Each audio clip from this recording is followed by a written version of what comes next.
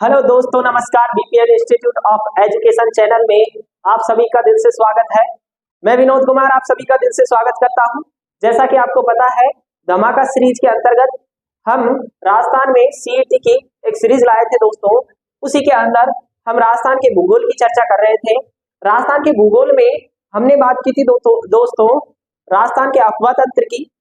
अफवाह तंत्र में एक क्लास अपनी हो चुकी है, जिसके अंदर हमने चंबल नदी से संबंधित जितनी भी चर्चाएं थी वो सारी कर ली है, जिसमें हमने चंबल नदी पे बने महत्वपूर्ण बांधों की चर्चा की और साथ ही मैं बात करूं उसकी लंबाई, किस प्रकार की ये नदी है, इन सभी की बात हम कर चुके हैं।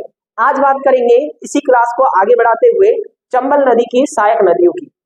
जैसा कि आपको पता है कि चंबल जो नदी है, इसकी जो सहायक नदियां हैं, जो दाईं ओर से जितनी भी सहायक नदियां आती है वो मध्य प्रदेश से उनका क्या होता है, मैं कहूँ तो मध्य प्रदेश से उनका उद्गम होता है और फिर वो राजस्थान में आके किसमें मिल जाती है, चंबल नदी में। तो इन सभी की आज चर्चा करने वाले हैं।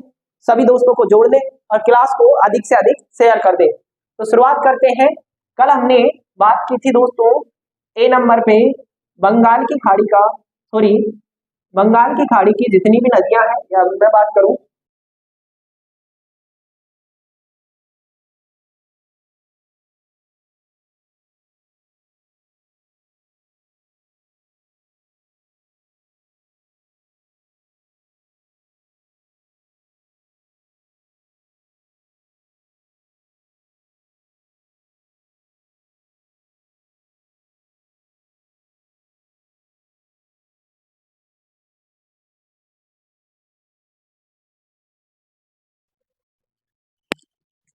बंगाल की खाड़ी के अगवा तंत्र में भी हमने चर्चा कर ली थी दोस्तों एक नंबर पे चंबल नदी की। चंबल नदी के बारे में हम जितनी भी जानकारियां थी उन सभी की चर्चा पिछली क्लास में कर चुके हैं। अब बात करेंगे दोस्तों आगे चंबल नदी की सहायक नदियों की।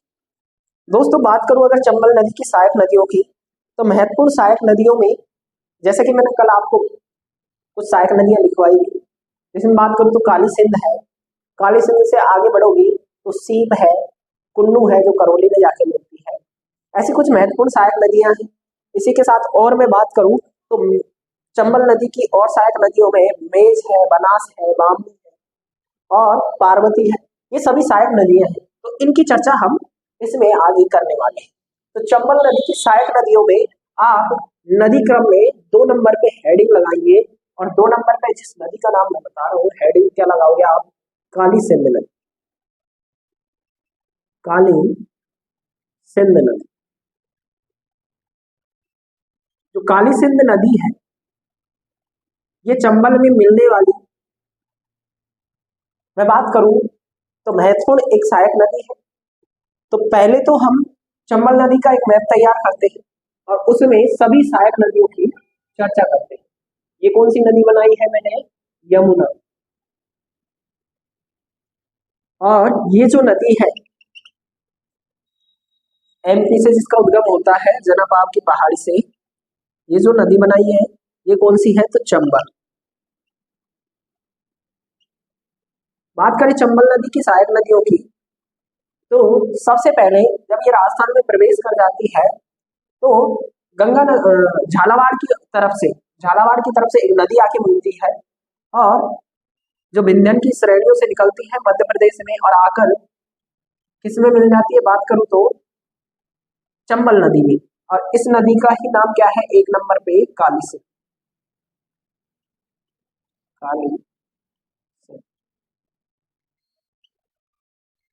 इसके बाद बात करूं दोस्तों काली सिंध के बाद इसमें एक और नदी आके मिलती है और उस नदी का नाम है दोस्तों पार्वती। पार्वती पार्वती के बाद दोस्तों एक नदी और आके मिलती है कोटा के सवाई माधोपुर में और उस सवाई माधोपुर के रामेश्वर में, जहां पे चंबल में बनास भी आके मिलती है और दूसरी ओर से एक और नदी आके मिलती है। उस नदी का नाम है दोस्तों दाईं ओर से आने वाली सीप नदी। और करौली में एक नदी आके मिलती है, इसमें उत्तर प्रदेश की मध्य प्रदेश की ओर से ही कूनू नदी। इस प्रकार से ये जो चार महत्वपूर्ण सहायक नदियां हैं ये चंबल में आती है दोस्तों दाईं ओर से। किधर से आती है? दाईं ओर से। इसी के साथ हमने और नदियों की बात की जिसमें एक नदी आई बामनी नदी, बामनी नदी। एक नदी की बात करेंगे दोस्तों मेज नदी, और एक नदी की बात करेंगे जो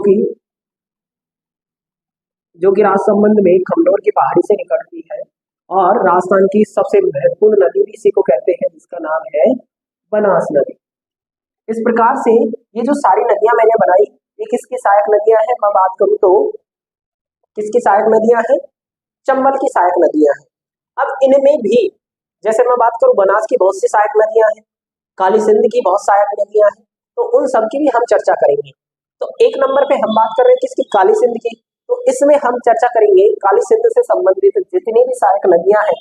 जैसे मैं बात करूं काली सिंध की भी सहायक नदियां हैं, आहू है, उजाड़ है, और इसी के साथ बात करूं तो परवन है, छापी और नेवाज परवन की सहायक नदियां हैं। तो उन सभी की चर्चा करेंगे। तो ये तो चंबल की सहायक नदियों का मैप हुआ। अब हम बात करेंगे काली सिंध नदी। दोस्तों आपको इस मैप से सभी जानकारियां पता लग गई होंगी पीछे की, जो कि हम पहले कर चुके हैं। अब बात करते हैं हम किसकी? तो मैं बात करूं तो एक ही नदी की चर्चा करेंगे। ये मैंने कहा चंबल नदी, और चंबल नदी में एक नदी आगे मिलती है दोस्तों जिसकी अभी चर्चा की मैंने, काली काली सिंध, काली सिंध। अब ये जो काली सिंध नदी है इसमें जब ये राजस्थान में प्रवेश करती है झालावाड़ में, तो झालावाड़ में ही एक नदी आके मिलती है दोस्तों इधर से, और इस नदी का नाम है दोस्तों आहू नदी, आहू नदी। और जहां आहू नदी इसमें आके मिलती है दोस्तों, मैं बात करूं तो इस आहू नदी के संगम पर ही झालावाड़ में एक दुर्ग बना हुआ है दोस्तों, इस संगम के स्थान पे ही, और उस दुर्ग का नाम है दोस्तों गागरोन का दुर्ग। गागरोन भी लिख देता है दोस्तों और गागरोन भी लिख देता है। कहाँ पे बना हुआ है ये? तो ये बना हुआ है दोस्तों झालावाड़ के अंदर, झालावाड़। समझ में आई बात यहाँ तक? आगे बात करूं दोस्तों तो इसी में ये तो इस काली सिंध में मिलने वाली बाईं ओर से एक सहायक नदी है। अब जितनी भी सहायक नदियां हैं वो दाईं ओर से आएंगी। जैसे मैं बात करूं तो एक नंबर पे नदी आती है दोस्तों उजाड़, और उजाड़ नदी आके मिलती है दोस्तों इसमें झालावाड़ के अंदर। तो इधर से एक नदी आती है दोस्तों, और इस नदी का नाम है दोस्तों उजाड़ नदी। क्या नाम है? उजाड़। इसके बाद दोस्तों एक नदी आके मिलती है इसमें परवन नदी। क्या नाम है इसका? परवन नदी। और परवन नदी की भी दो सहायक नदियां दोस्तों, छापी और एक निवाज। तो एक नदी इसमें आके मिलती है निवाज, और एक नदी और आके मिलती है छापी। तो इसका नाम तो क्या है? निवाज। और एक कौन सी है दोस्तों? छापी। इस प्रकार से इसमें भी दो सहायक नदियां आके मिलती है, निवाज और छापी। तो मैं बात करूं दोस्तों जो चंबल नदी है उसकी महत्वपूर्ण सहायक नदियों में एक नंबर पे चर्चा कर रहे हैं हम किसकी? काली सिंध की। काली सिंध की एक सहायक नदी है आहू, जो कि गागरोन में आके मिलती है झालावाड़ के अंदर, और यही पे गागरोन दुर्ग बना हुआ है इस नदी के संगम पे। इसके इधर की मैं बात करूं दाईं ओर से एक नदी आती है उजाड़ नदी, जो भी झालावाड़ में आके मिल जाती है।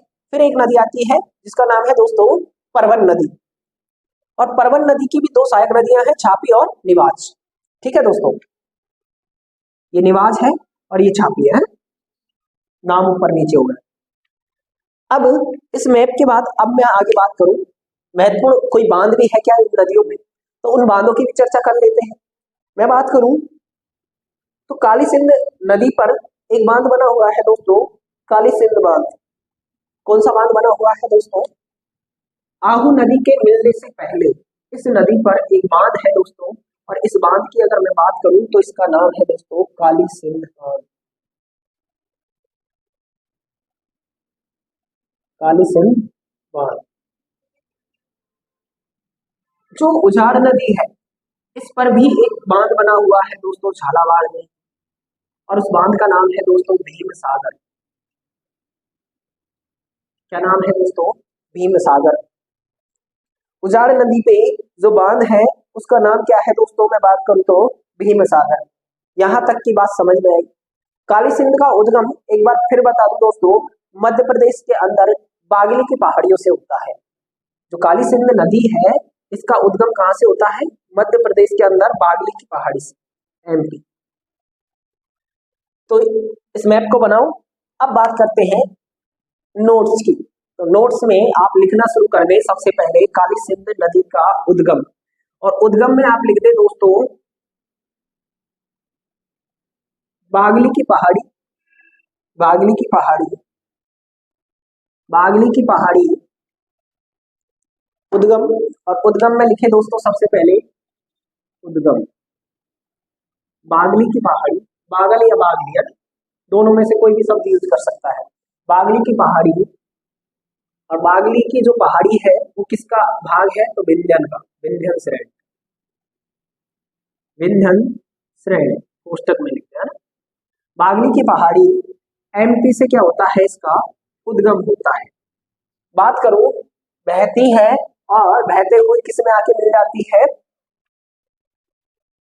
अगर मैं बात करूं तो किस में आके मिल जाती है? चंबल नदी में। इस नदी का जो उद्गम है होता तो मध्य प्रदेश से है, लेकिन हम राजस्थान का पढ़ रहे हैं इसलिए हमें पता है करना है कि राजस्थान में कौन कौन से जिलों में बहती है। तो प्रवेश करती है झालावाड़ से, झालावाड़, झालावाड़ के बाद में आगे बढ़ते हुए ये जाती है कोटा में, और कोटा में जाके किस में मिल जाती है? चंबल। तो दो जिलों में यहाँ पे बहती है। इसका अगवा क्षेत्र दो जिलों में देखने को मिलता है, एक झालावाड़ और एक कोटा।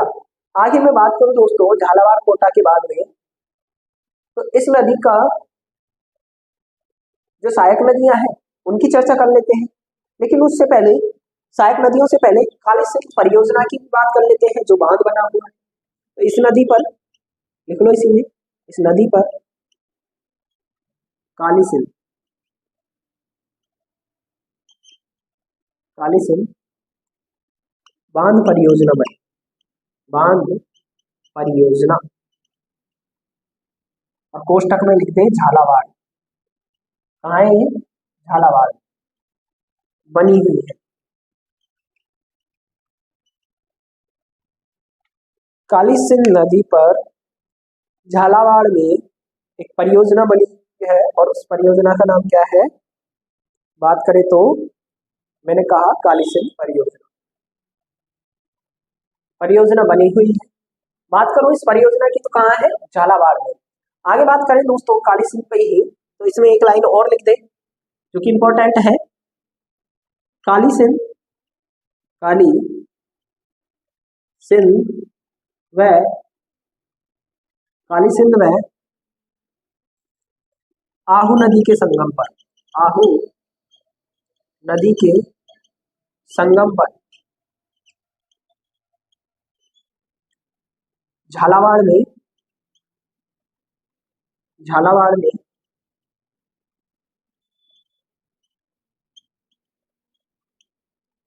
गागरोन दुर्ग बना हुआ, गागरोन, गागरोन लिख देता है या गागरोन दुर्ग बना हुआ है।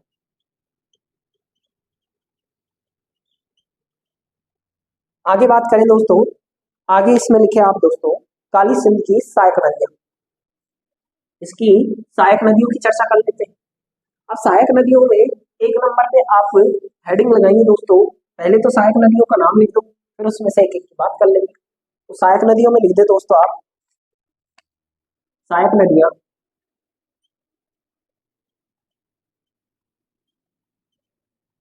सहायक नदियों की अगर बात करूं, एक नंबर पे मैं बात करूं तो आहू, आहू नदी। दो नंबर पे बात करें तो इसके बाद में उजाड़ नदी, उजाड़ के बाद बात करें तो परवन नदी, परवन, और परवन के कोष्टक में लिख दे दोस्तों छाती व निवाज। ये दोनों किसकी है? परवन की सहायक नदी है। अब तीन नंबर पे हेडिंग लगा दे दोस्तों, क्योंकि हम नदियों का क्रम पढ़ रहे हैं तो नदियों की तो संख्या हम कंटिन्यू चलने देंगे, लेकिन हमें पता रहेगा कौन सी किसकी सहायक नदियां हैं। इस कारण से बार बार संख्या चेंज नहीं कर सकते।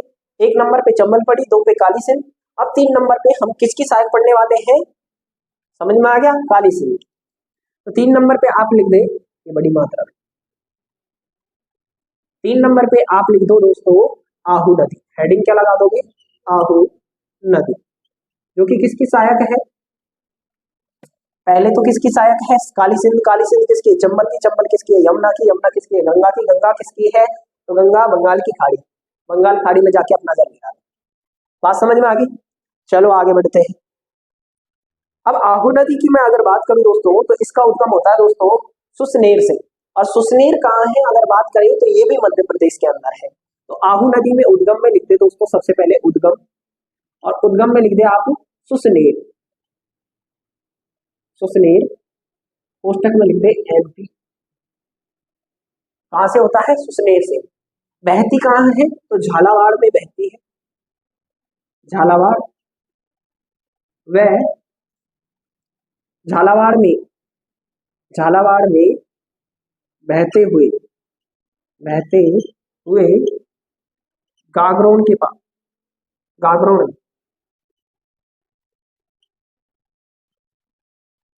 काली सिंध से मिल जाती, काली सिंध से मिल जाती। तो ये हुई हमारी किससे संबंधित बात करूं 2 नंबर पे आहू नदी से संबंधित बात। 3 नंबर पे हेडिंग लगा दोस्तों उजाड़ नदी, सॉरी 4 नंबर पे, 3 हो गई। 4 नंबर पे कौन सी नदी का हेडिंग लगाओगे, उजाड़ नदी। तो 4 नंबर पे हेडिंग लगा दी उजाड़ नदी। और उजाड़ नदी का उद्गम लिखे दोस्तों मध्य प्रदेश से। कहां से होता है, तो मध्य प्रदेश से। 4 नंबर पे क्या हेडिंग लगाओगे आप, उजाड़ नदी। और उजाड़ में भी आप क्या लिखोगे, उद्गम। और उद्गम में आपको पता है कहां से होता है, एमपी से। हमने अभी चर्चा की मैप के अंदर, एमपी से इसका उद्गम होता है। और झालावाड़ से बहते हुए कोटा में जाके किससे मिल जाती है, बात करें तो बहाव क्षेत्र की बात करें तो झालावाड़ वह कोटा, और कोटा में किससे मिल जाती है, बात करें तो चंबल से। चंबल से, सॉरी काली सिंध से, काली सिंध में मिल जाती।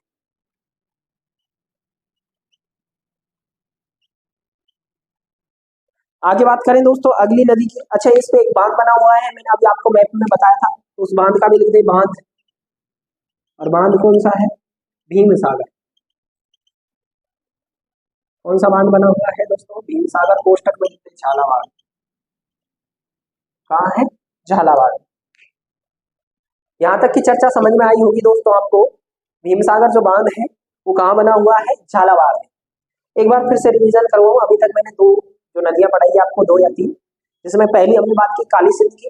काली सिंध का उद्गम हमने देखा कि कहाँ से होता है, तो मध्य प्रदेश में एक जगह है बंगाली की पहाड़ी, और वो पहाड़ी भी किसका हिस्सा है, विंध्य श्रेणी का।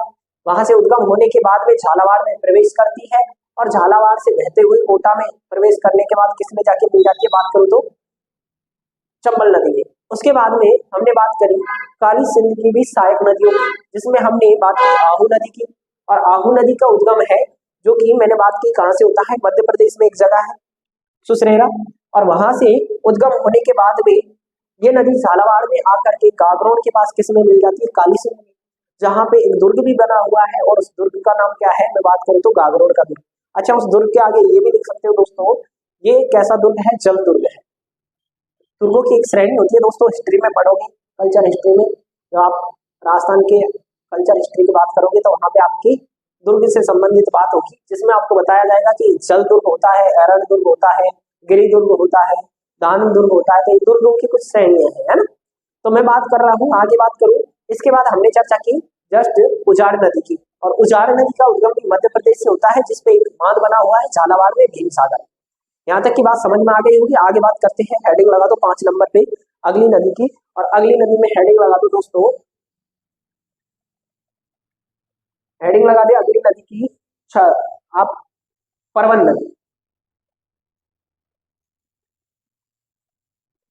5 नंबर पे हेडिंग लगा दे दोस्तों परवन नदी। चंबल की सहायक चल रही थी, उसमें 5 नंबर पे हेडिंग लगा दे दोस्तों परवन नदी। परवन की भी बात कर लेते हैं। छोटी छोटी नदियां हैं, ध्यान रखना। 5 नंबर पे बात कर रहे हैं हम परवन नदी।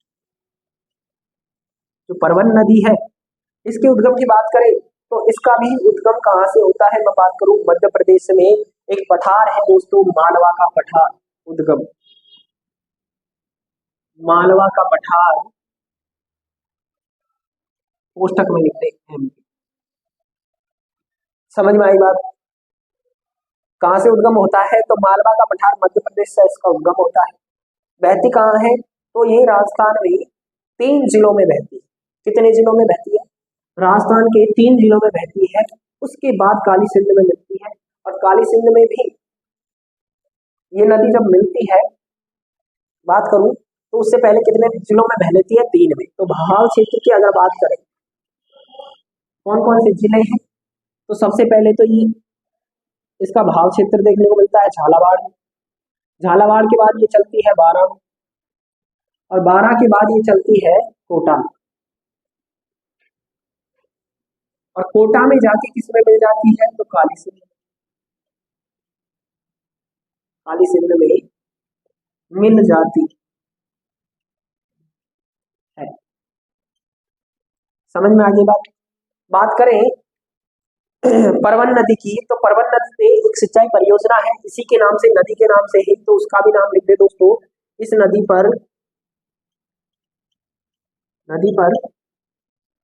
नदी पर परवन सिंचाई परियोजना, परवन बांध सिंचाई परियोजना बनाई गई है। कौन सी सिंचाई परियोजना है तो इसी के नाम से परवन सिंचाई बांध परियोजना। बांध परियोजना, और ये जो परवन बांध सिंचाई परियोजना है, इसमें जिन जिन जिलों में ये नदी बहती है उन सभी का हिस्सा देखने को मिलता है। तो किस किस जिले का हिस्सा इसमें आता है, बात करूं तो कोटा का भी आता है, बारां का भी आता है, और झालावाड़ का भी आता है। संयुक्त परियोजना है। कैसी परियोजना है दोस्तों? संयुक्त परियोजना है। अब आगे बात करूं मैं दोस्तों इसकी सहायक नदियों की, तो परवन की सहायक नदियों में 2 नदियों के नाम लिखते दोस्तों आप। सहायक नदियां, सहायक नदी कौन कौन सी है, दोनों की बात की हमने। एक तो आपको लिखना है दोस्तों निवास। अच्छा, इसी पे एक बांध बना हुआ है निवास। और एक नदी लिखनी है आपको छापी। छापी नदी पर भी एक बांध बना हुआ है दोस्तों, छापी बांध। तो आप चाहो तो छापी नदी के कोष्टक में आप लिख दो छापी परियोजना, जो कि झालावाड़ में है। कहाँ पे है तो इस नदी के आगे यहीं पे कोष्टक में लिख दे दोस्तों छापी परियोजना। कहाँ पे है? झालावाड़ में। ठीक है, आगे बात करूं दोस्तों झालावाड़ की बात।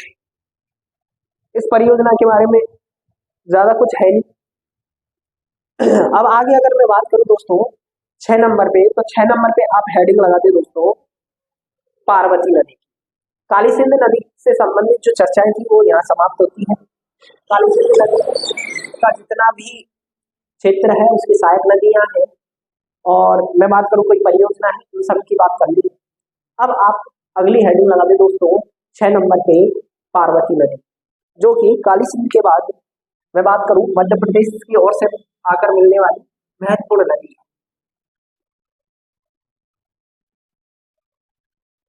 पार्वती नदी का भी अगर मैं बात करूं तो इसका भी उद्गम मध्य प्रदेश से ही होता है दोस्तों, और मध्य प्रदेश से उद्गम होने के बाद ये नदी जो है राजस्थान में प्रवेश करती है, और राजस्थान में प्रवेश करने के बाद किस में जाके मिल जाती है, बात करूं तो ये मिल जाती है दोस्तों चंबल नदी। 6 नंबर पार्वती नदी। देखो पार्वती देवी के नाम से नदी का नाम क्या है, पार्वती। अब ये जो नदी है इसका उद्गम होता है दोस्तों मध्य प्रदेश से। सबसे पहले तो लिख दे उद्गम, और उद्गम में लिख दे दोस्तों सीहोर जिला, सीहोर। और ये कहाँ पड़ता है दोस्तों, एमपी। यहाँ से इसका क्या होता है दोस्तों, उद्गम होता है। और इसके बाद बात करूं तो ये 12 से राजस्थान में प्रवेश करती है। बहाव की अगर बात करें, बहाव तो 12 से तो प्रवेश करती है, वह कोटा में चंबल से मिल जाती है। किससे मिल जाती है, चंबल से मिल जाती है।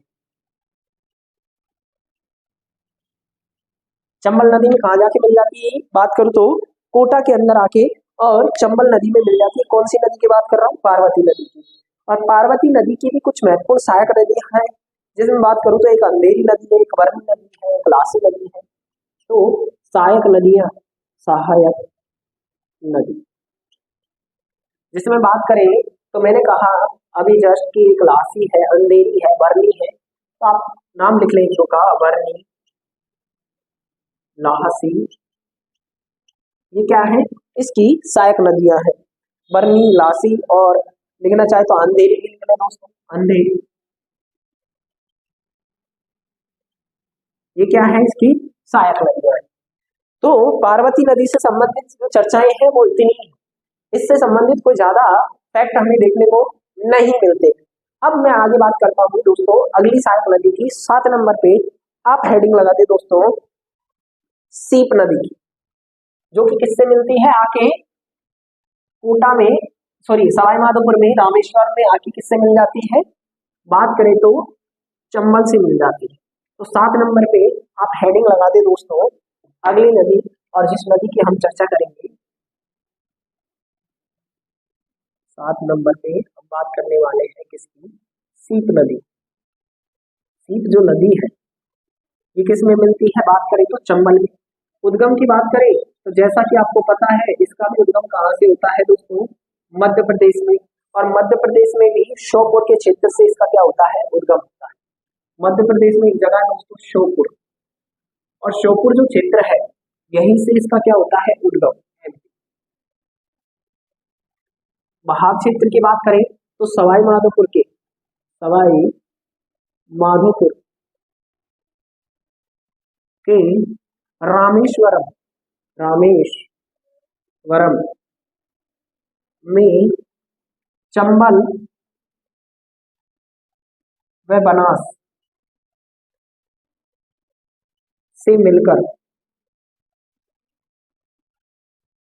त्रिवेणी संगम बनाती, त्रिवेणी संगम बनाती है। दोस्तों आपको याद दिला दूं, बनास नदी पे तीन हमें त्रिवेणी संगम देखने को मिलेंगे, जिसमें हम इन जो त्रिवेणी संगम है, एक बनास नदी के तीन, एक हमें चंबल नदी पे देखने का मिलता है, चंबल, बनास और सीप का। तो इन सभी की चर्चा हम एक साथ चारों के चारों जो त्रिवेणी संगम है इनको बाद में लिखेंगे। यहाँ पे मैंने इसलिए इसको नोट डाउन करवा दिया क्योंकि पता होना चाहिए कि त्रिवेणी संगम कौन कौन सी नदियों पर और कहाँ पे बन रहा है, तो यहाँ पे भी लिखना जरूरी था। तो त्रिवेणी संगम बनाती है किसके साथ मिलकर, बनास और चंबल के साथ। कौन सी जगह पे, रामेश्वरम, और जो कि कहाँ पे पड़ता है, सवाई माधोपुर में। इंपॉर्टेंट क्वेश्चन है, याद रखना। अब आगे बात करूं दोस्तों तो अगली हेडिंग लगा दे दोस्तों, जो कि करौली के पास आके मिलती है, सहायक नदी कुनू नदी। और कुनू नदी का उद्गम भी किससे होता है, बात करूं तो 8 नंबर पे, 8 नंबर पे हेडिंग लगा दे दोस्तों कुनू नदी। और ये जो कुनू नदी है दोस्तों इसका उद्गम भी कहां से है, एमपी से। उद्गम में लिख दे दोस्तों एमपी, और एमपी के बाद दोस्तों लिख दे करौली में, करौली में चंबल से मिल जाती, चंबल से मिल जाती, करौली से ही प्रवेश करती है, और करौली जिले में ही किससे मिल जाती है, राजस्थान और मध्य प्रदेश की सीमा पे चंबल नदी से। आगे हेडिंग लगाए दोस्तों 11 नंबर पे, ये जितनी भी अभी तक चर्चा की दोस्तों, ये सारी की सारी नदियां थी दाईं ओर से चंबल में मिलने वाली। अब 9 नंबर पे आप हेडिंग लगा दे दोस्तों, बाईं ओर से मिलने वाली नदियों में हेडिंग लगाए दोस्तों, बाईं ओर से मिलने वाली 1 नंबर पे हेडिंग लगाए बामनी नदी। बामनी नदी की बात करूं तो इसका उद्गम भी बात करूं राजस्थान के अंदर ही होता है और चंबल में मिल जाती है। जो बामनी नदी है दोस्तों, इसका उद्गम चित्तौड़ में होता है, हरिपुरा की एक पहाड़ी है वहां से, है ना। तो 9 नंबर पे हेडिंग लगा दी दोस्तों बामनी नदी। ये जो बामनी नदी है दोस्तों, इसके अगर उद्गम की बात करें, उद्गम, तो उद्गम होता है दोस्तों चित्तौड़ में एक जगह पड़ती है, और जो पहाड़ी है उसका नाम क्या है दोस्तों, बात करूं तो हरिपुरा। चित्तौड़ में हरिपुरा की जो पहाड़ियां हैं वहीं से इसका क्या होता है, उद्गम होता है। तो लिख दे कोष्टक हरिपुरा की पहाड़ी, कोष्टक में लिख दे दोस्तों चित्तौड़ से क्या होता है, इसका उद्गम देखने को मिलता है चित्तौड़गढ़ से। दोस्तों बामनी नदी पर एक दुर्ग बना हुआ है दोस्तों, और उस दुर्ग का नाम है दोस्तों भैंसरोडगढ़।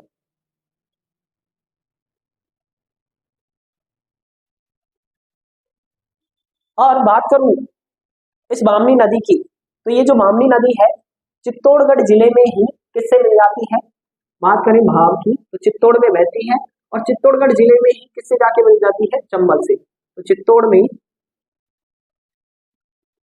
में भैंसरोडगढ़ के पास,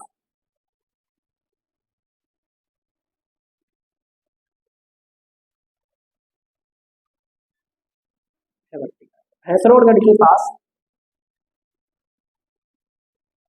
चंबल में मिल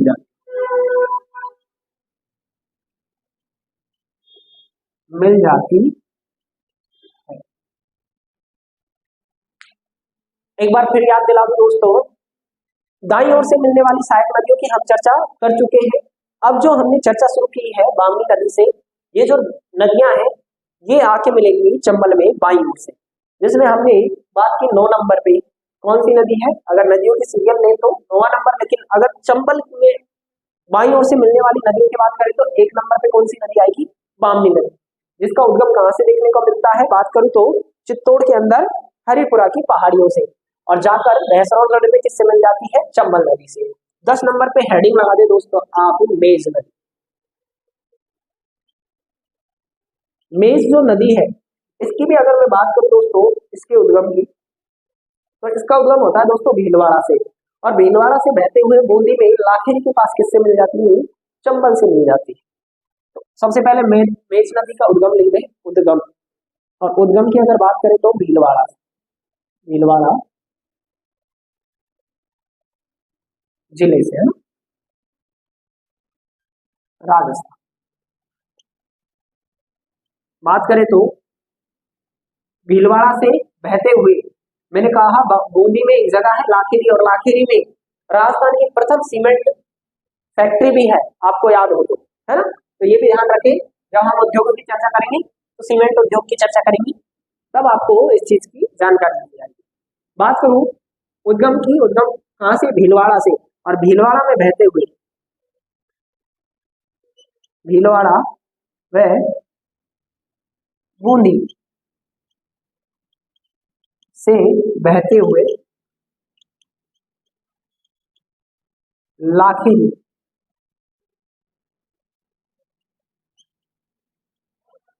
के पास चंबल से मिल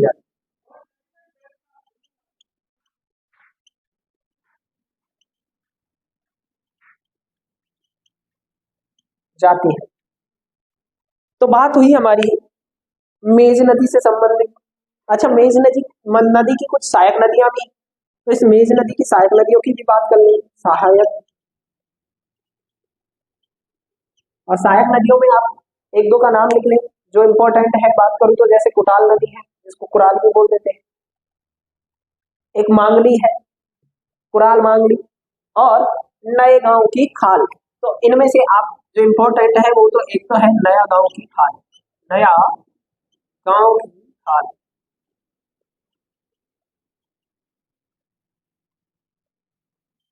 नया गांव की खाल। और एक नदी है दोस्तों कुटाल या कुराल, कुराल नदी। ये किसकी सहायक नदी है बात करूं तो मेज नदी की।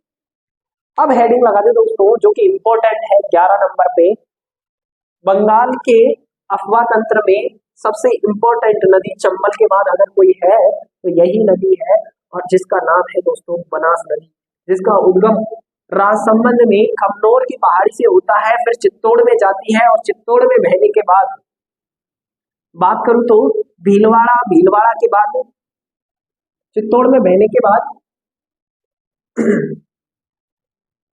ये नदी आगे बढ़ती है, और बात करें तो बहते हुए केकड़ी, टोंक, सवाई माधोपुर, और सवाई माधोपुर के रामेश्वरम में जाके किससे मिल जाती है, बात करें तो किससे मिल जाती है, चंबल से। तो हेडिंग लगा दे 11 नंबर पे बनास नदी, वन की आशा जिसे कहे वह नदी बनास नदी। इस नदी को वन की आशा भी कहते हैं क्योंकि राजस्थान में जल ग्रहण की क्षमता के अनुसार सबसे बड़ी नदी मानी जाती है। दूसरी बात मैं बात करूं इस नदी की तो 12 मास बहते हुए राजस्थान के अंदर राजस्थान की सबसे लंबी नदी, समझ में आई बात। देखिए बात करें चंबल नदी की, जो चंबल नदी है उसकी सहायक नदी कौन है, बनास नदी। अब बनास नदी की मैं बात करूं उद्गम की, तो मैं उद्गम कर देता हूं पहले इस नदी का, और ये मैंने उद्गम किया बहते हुए सवाई माधोपुर में जाके मिल गई किससे, तो बात करें तो चंबल से, ये मैंने बता दी चंबल। इधर से एक आगे मिलती है सी, और यहाँ पे त्रिवेणी संगम बनता है। ये जो पहाड़ी है इसे कहते हैं दोस्तों खमनोर की पहाड़ी, खमनोर की पहाड़ी। खमनोर की पहाड़ी में बात करूं तो ये जो खमनोर की पहाड़ी है कहाँ है, राजसमंद। राजसमंद में खमनोर की पहाड़ी से निकलकर चित्तौड़, चित्तौड़ के बाद भीलवाड़ा, भीलवाड़ा के बाद शाहपुरा, शाहपुरा के बाद अजमेर से एक जिला बना है दोस्तों केकड़ी, केकड़ी के बाद टोंक, टोंक के बाद बात करूं सवाई माधोपुर, और सवाई माधोपुर में भी रामेश्वरम में जाके किससे मिल जाती है, तो बात करें तो चंबल से। अच्छा इस पे महत्वपूर्ण बात भी है दोस्तों, जैसे कि मैं बात करूं केकड़ी के अंदर, पहले तो ये बांध आता था दोस्तों टोंक में, केकड़ी के अंदर चंबल नदी पर सॉरी बनास नदी पर बना हुआ सबसे बड़ा बांध, जो कि मैं बात करूं अभी तक सबसे बड़ा है बनास नदी का। ईसरदा बांध बन जाएगा तो वो बड़ा हो जाएगा, लेकिन अभी उसका काम चल रहा है, तो जिससे बात करूं तो जिस उस बांध की, उस बांध का नाम है दोस्तों बीसलपुर बांध, तो उसकी भी हम चर्चा करेंगे। सबसे पहले हमने देखा कि उद्गम कहां से होता है इसका, बात करें तो खमनोर की पहाड़ी राजसमंद से। अब इसमें बात करें इसकी सहायक नदियों की, ये हमने देख लिया कि कहां कहां से बहती है, वो सब भी चर्चा करेंगे, लेकिन अब क्या देखेंगे इसकी पहले सहायक नदियां, तो इसी मैप में इसकी सहायक नदियों की भी चर्चा कर लेते हैं। सबसे पहले दाईं ओर से मिलने वाली सहायक नदियों की बात करूं तो 2 सहायक नदियां इसमें आके मिलती है। एक तो उदयपुर से एक नदी निकल के आती है जिसे आयड़ नदी कहते हैं, वो नदी बाद में आयड़ के बाद में इसका नाम हो जाता है दोस्तों बेड़च नदी। और आयड़ बेड़च जहां मिलती है, सो आयड़ या बेड़च जहां मिलती है वहीं पे एक और नदी आके मिलती है दोस्तों मैनाल नदी। और ये जो तीनों की तीनों नदियां मिलती है बनास में, बनास, बेड़च और मैनाल, उस जगह का नाम है दोस्तों बिगौत, जो कि कहां पड़ता है भीलवाड़ा में। और वहीं पे एक संगम बनता है त्रिवेणी संगम, मैंने बात की थी कि 4 त्रिवेणी संगम बनेंगे राजस्थान में, जिसमें से एक मैंने बताया आपको चंबल, सीप और बनास का। और अब हम बात कर रहे हैं चंबल बनास के ऊपर, जिसमें हम बात करेंगे किसकी, बिगोद में बनने वाले। तो सहायक नदियों की चर्चा करते हैं, उसी में इसकी बात करेंगे। मैंने कहा कि उदयपुर में एक, उदयपुर की पहाड़ियों से एक नदी निकल के आती है, और जो कि आयड़ नदी के नाम से जानी जाती है, आयड़ झील तक आयड़, और इस झील में मिलने के बाद इसका नाम क्या हो जाता है, बेड़च। इधर की साइड से एक नदी और आके मिलती है इसी स्थान पर, और इसी नदी का मैं बात करूं तो इस नदी का नाम है दोस्तों आयर या बेड़च। इधर से आई बनास और इधर से कौन सी नदी आती है बात करूं मैं तो इस नदी का नाम दोस्तों मैनाल। क्या नाम है दोस्तों? मैनाल। मैनाल नदी। तीनों का संगम बनता है कहाँ पे? बिगोद में। और ये जो बिगोद है ये कहाँ पड़ता है दोस्तों? भीलवाड़ा के अंदर। ये भी होते बिगोद भीलवाड़ा में त्रिवेणी संगम बनाती है बनास, बेड़च व मैनाल। इसके बाद बात करूं दोस्तों दाईं ओर से मिलने वाली इसमें दो ही महत्वपूर्ण नदियां हैं। इसके बाद जो नदियां आती है उनका उद्गम होता है दोस्तों बाईं ओर से। अब बाईं ओर से आने वाली नदियों की मैं बात करूं तो सबसे पहले एक नंबर पे नदी आके मिलती है इसमें कोठारी नदी, फिर आके मिलती है खारी, फिर डाई, फिर मानसी और फिर मोरैल। तो आप इसमें लिख दे दोस्तों सबसे पहले राजसमंद जिले में देवेर की पहाड़ियों से एक नदी निकलती है दोस्तों कोठारी नदी। ठीक है, राजसमंद जिले से में बिगोद भीलवाड़ा में थोड़ा साइड में लिख देता हूँ ताकि जगह रह जाए। ये नीचे लिख देते हैं क्योंकि इधर कोई भी नहीं आता। यहाँ लिख देते हैं बिगोद, बिगोद भीलवाड़ा क्या बनाती है? त्रिवेणी संगम। राजसमंद जिले से ही देवेर की पहाड़ियों से एक नदी का उद्गम होता है और आकर किस में मिल जाती है बात करूं तो बनास में। और इस नदी की अगर मैं बात करूं राजसमंद जिले में कोठारी नदी जो कि कहां से निकलती है बात करें तो दिवेर की पहाड़ियों से। दिवेर की पहाड़ी, दिवेर की पहाड़ी ये कहाँ है बात करें तो राजसमंद में। और आकर मिल जाती है किसमें? बनास में। नदी का नाम क्या है तो कोठारी, कोठारी नदी। और बात करूं दोस्तों आगे में कोठारी के बाद में तो एक नदी आती है दोस्तों बिजराल की पहाड़ियों से जो कि राजसमंद में है। इसका नाम है दोस्तों खारी नदी। बिजराल की पहाड़ी वो भी कहाँ है? राजसमंद में। इस पहाड़ी का नाम बिजराल। और यहीं से आकर मिल जाती है किसमें बात करूं तो बनास में और इसका नाम क्या है? खारी नदी। इसके बाद में दोस्तों एक नदी आती है डाई और डाई नदी आती है दोस्तों। डाई नदी का भी मैं उद्गम की बात करूं तो अजमेर से होता है और खारी, डाई और बनास तीनों मिलकर फिर से एक संगम बनाती है दोस्तों डाई नदी अजमेर। और तीनों मिलकर फिर से एक संगम बनाती है दोस्तों त्रिवेणी संगम, खारी, डाई और बात करूं तो बनास। इसके बाद में दोस्तों एक छोटी नदी आके मिलती है इसमें मानसी। और इसके बाद में एक बात करूं महत्वपूर्ण जो कि जयपुर में जयपुर ग्रामीण से बात करें तो उसका उद्गम होता है और आकर मिल जाती है किसमें? बनास में। इधर से आके मिलती है जयपुर ग्रामीण की तरफ से और इस नदी का नाम है दोस्तों सवाई माधोपुर में आके किससे मिल जाती है? बनास से, मोरेल नदी। इसका उद्गम कहाँ से होता है तो जयपुर ग्रामीण, जयपुर ग्रामीण। जयपुर ग्रामीण में इसका क्या होता है? उद्गम देखने को मिलता है। मोरेल इसका नाम है और आके किससे मिल जाती है? बनास नदी से। इस मैप को अपनी नोटबुक में ऐसे कैसे छाप लो।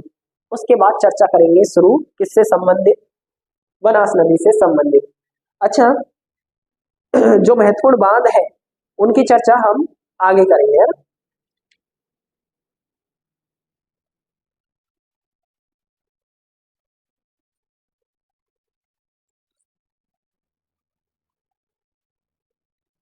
जैसे मोरेल नदी पर भी एक बांध बना हुआ है, मोरेल बांध सवाई माधोपुर में भोली के अंदर, तो उसकी भी चर्चा होगी।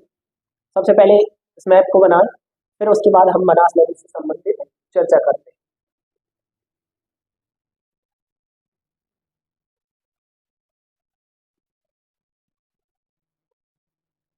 सबसे पहले लिख दे दोस्तों बनास नदी में उद्गम।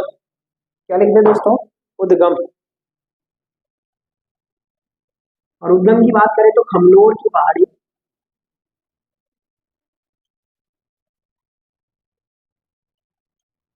राजसमंद। आगे लिखे दोस्तों कुल लंबाई 480 किलोमीटर। वन की आशा कहलाती, वन की आशा कहलाती है। का उपनाम क्या है? वन की आशा। आगे बात करूं,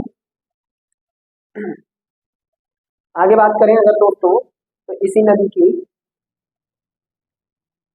इसके बहाव क्षेत्र की बात करें कौन कौन से जिलों में बहती, तो एक नंबर पे राजसमंद, राजसमंद के बाद प्रवेश करती है दोस्तों चित्तौड़ में, चित्तौड़, चित्तौड़ के बाद भीलवाड़ा, भीलवाड़ा के बाद इसी से एक जिला बना दोस्तों शाहपुरा, शाहपुरा के बाद बात करूं तो अजमेर में, पहले अजमेर में भी इसका हिस्सा आता था लेकिन अब उससे एक जिला बन गया दोस्तों केकड़ी, तो केकड़ी में इसका क्षेत्र देखने को मिलता है जहाँ पे बीसलपुर बांध बना हुआ है, क्योंकि अजमेर और टोंक से केकड़ी को बनाया गया है, इसलिए अब जो बीसलपुर बांध है वो किसमें आता है? केकड़ी के अंदर। इसके बाद आता है टोंक, टोंक के बाद सवाई माधोपुर,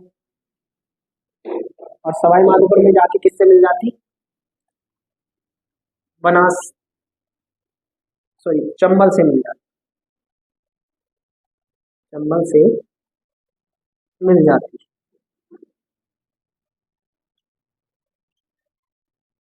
समझ में आई बात? आगे बात करेंगे।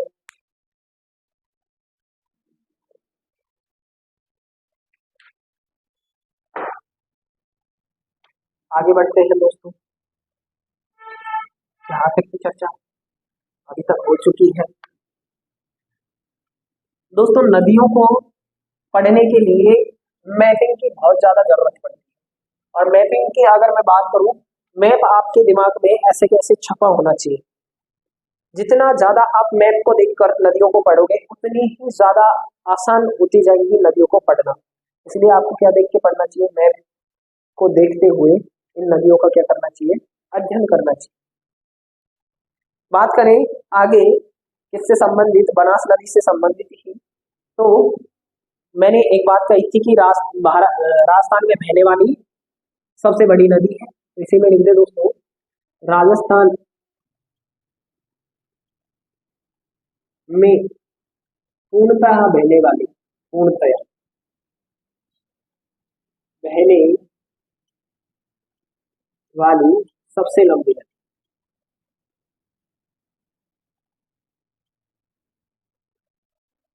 नदी है। समझ में आएगा? आगे बात करें दोस्तों, इस नदी पे अगर बांधों की बात करें तो सबसे पहले एक नंबर पे अगर बात करूं, राजसमंद में इसमें बांध बना हुआ है, दो बांध है, एक नंद समंद और एक बना हुआ है दोस्तों बांधेरी। बांधों की अगर बात करूं तो दो बांध बने हुए हैं राजसमंद में, एक तो नंद समंद और एक बांधेरी बांध, बांधेरी नाका बांध, इसमें लिख दे नंद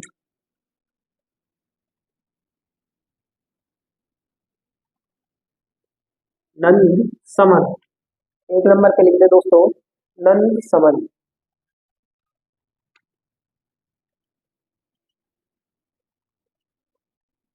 और एक लिख दे दोस्तों बांधेरी, नाका बांध, और दोनों के दोनों कहाँ हैं? राजसमंद। इसके बाद लिख दे दोस्तों बीसलपुर, बीसलपुर, और बीसलपुर कहाँ है? केकड़ी के अंदर। इसके बाद लिख दे दोस्तों एक बांध और इसी में, ईसरदाबाद, ईसरदाबाद, ये कहाँ है? तो सवाई माधोपुर। ये हुए इसके महत्वपूर्ण बांध दोस्तों, जैसे कि ईसरदाबाद है, मैं बात करूं तो नंद समंद है, बांधेरी नाका है, बीसलपुर है, ये क्या है? महत्वपूर्ण बांध है दोस्तों। एक बांध और है इसी पे चित्तौड़गढ़ में, मात्रकुंडिया, छोटा बांध है, चाहो तो लिख लो मात्रकुंडिया बांध चित्तौड़गढ़। आगे बात करूं दोस्तों इसकी सहायक नदियों की, तो अब सहायक नदियों में लिख दे दोस्तों सहायक नदियां, हेडिंग लगा दे दोस्तों, बनास की सहायक नदियां।